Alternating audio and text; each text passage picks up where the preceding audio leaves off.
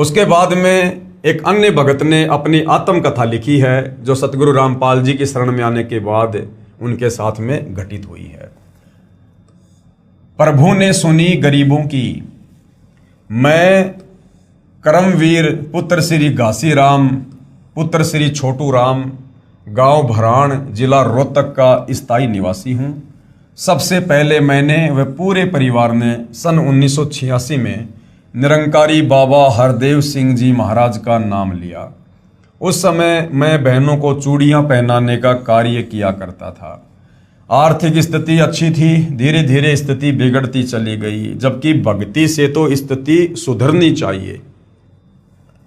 लेकिन जो बाबा हरदेव सिंह जी थे, निरंकारी पंथ के मुखिया, उनके पास में शास्त्र अनुकूल साधना नहीं थी।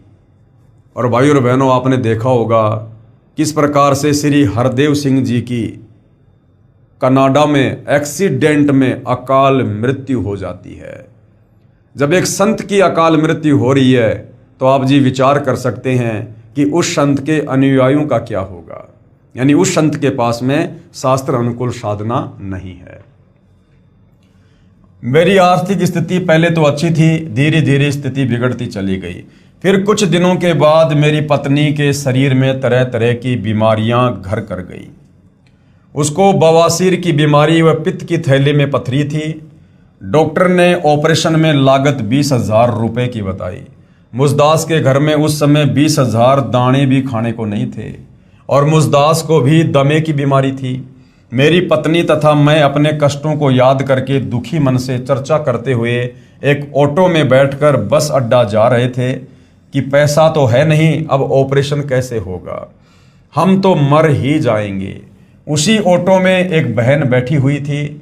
उसने हमारी सारी बात पूछी और कहा कि आप करोथा चले जाओ, वहाँ एक महाराज जी हैं और बीमारियों की दवाई मुफ्त देते हैं। हालांकि सतगुरु रामपाल जी कोई बीमारियों की दवा नहीं देते हैं, ये तो सत भक्ति देकर यानी राम नाम की दवाई देकर ये आत्माओं के कष्टों का निवारण करते हैं। मेरी पत्नी भगतमती मेवा देवी 27/7/2003 को शतलोक आश्रम करोथा में गई तथा बंदी छोड़ सतगुरु रामपाल जी महाराज को अपनी सारी बीमारी व घर की हालात बताई। सतगुरुदेव ने बहुत प्यार से सभी बातें सुनी तथा कहा कि बेटी, यहाँ कोई औषधि आदि नहीं दी जाती, कि बेटी यहाँ करोथा आश्रम में कोई दवाई या औषधि नहीं दी जाती है, केवल आत्म कल्याण का मार्ग समझाया जाता है तथा भक्ति करने की विधि पवित्र वेदों व पवित्र गीता जी के आधार पर शास्त्र अनुकूल बताई जाती है। पूर्ण परमात्मा कबीर साहिब जी की कृपा से केवल मंत्र जाप के करने मात्र से ही सर्व कष्ट दूर हो जाते हैं। चाहे कोई शरीर का रोग हो, चाहे कोई प्रारब्ध का कर्म हो, कुछ भी हो, तत्वदर्शी संत की शरण में आने के बाद तत्वदर्शी संत सब कुछ कर सकता है तथा मूल लाभ तो जन्म मृत्यु से पूर्ण रूप से जीव का छुटकारा करवाने का है। समाज सुधार व अन्य सुख तो रुंगे में अर्थात निशुल्क स्वयं ही हो जाते हैं। राम नाम की दवाई देकर यानी सतभक्ति मंत्र देकर मेरे सारे परिवार को कृतार्थ किया। यानी जैसे ही उस परिवार ने फिर सतगुरु रामपाल जी से नाम उपदेश लिया, उनके सर्व रोग धीरे धीरे छू मंत्र हो गए और आज वो परिवार उस आत्मिक शांति और संतुष्टि को महसूस कर रहा है। यानी वो सर्व लाभ परमात्मा की भक्ति के प्राप्त कर रहा है, जो लाभ उस परिवार को अन्य देवी देवता या अन्य संत व पंथों में जाने से भी नहीं मिल रहे थे। राम नाम की दवाई देकर मेरे परिवार को कृतार्थ किया। अब हम प्रेम पूर्वक जिंदगी जी रहे हैं। सर्व बीमारियां केवल नाम सुमरण से व गुरुदेव के आशीर्वाद मात्र से समाप्त हो गई, क्योंकि परमात्मा कबीर साहिब जी की वाणी है कि सुमरण से सुख होत है, सुमरण से दुख जाए, और कहे कबीर सुमरण करोगे तो सुमरण माही समाए। यानी सुमरण से हमारे सांसारिक कष्ट भी दूर होंगे, हमारे शरीर के कष्ट भी दूर होंगे और सुमरण से हमारा जन्म मरण का रोग भी कटेगा। सर्व बीमारियां केवल नाम सुमरण से व गुरुदेव के आशीर्वाद मात्र से समाप्त हो गई। हम बंदी छोड़ से अरदास करते हैं कि दाता जैसा सुखी जीवन हमें दिया वैसा ही सबको बख्शें सत साहिब। हालांकि भाई और बहनों, सतगुरु रामपाल जी के तत्व ज्ञान से परिचित होने के बाद अब हम भाई बहनों ने इस प्रकार के शब्दों का प्रयोग नहीं करना है कि दाता जैसा सुखी जीवन हमें दिया वैसा ही सबको बख्शें, क्योंकि ये सत भक्ति है और काल कोशिश करेगा इसमें पंचर लगाने की मन कर्म वचन से।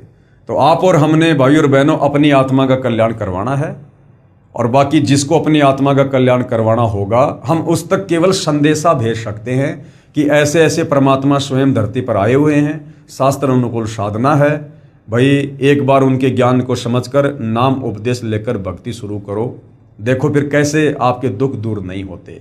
हम केवल प्रार्थना कर सकते हैं, हम अन्य की कामना इस भक्ति मार्ग में नहीं कर सकते हैं, अन्यथा हमारी भक्ति बर्बाद होना शुरू हो जाएगी।